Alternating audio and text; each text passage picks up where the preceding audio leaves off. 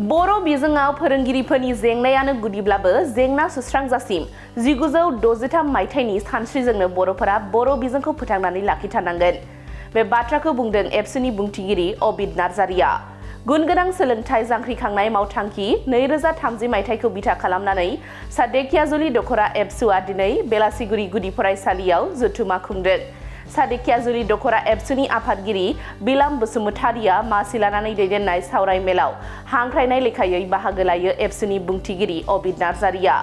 बे मेलाव बाहागो लानानै बिथाङा एबसुआ गुनगोनां सोलोंथाइ जांख्रिखांनाय मावथांखि 2030 मायथाइखौ फोसावनानै आदब आरो गुनगोनां सोलोंथाइ बर' बिजोंनि फरायसालिफोराव फरायसा बांहोनाय, बर' बिजोंखौ फोथांना लाखिनाय, फोरोंगिरिफोरनि जेंना आरो समाजारि थासारिनि सायाव गुवारै बिबुंथि लाखियो। आथिखालाव बर' बिजोङाव फोरोंगिरिफोरनि जेंनायानो गुदिब्लाबो जेंना सुस्रांजासिम 1963 मायथाइनि सानस्रिजोंनो बर'फोरा बर' बिजोंखौ फोथांनानै लाखिथारनांगोन होननानै रायजोफोरखौ थांखिनानै खावलायो बिथाङा। हाबाफारियाव सनितपुर जिल्ला एबसुनि आफादगिरि एन'स मोसाहारि आरो सोलोंथाइ नेहाथारि रिजय बसुमतारियाबो बुंथिगिरि महरै बाहागो लायो।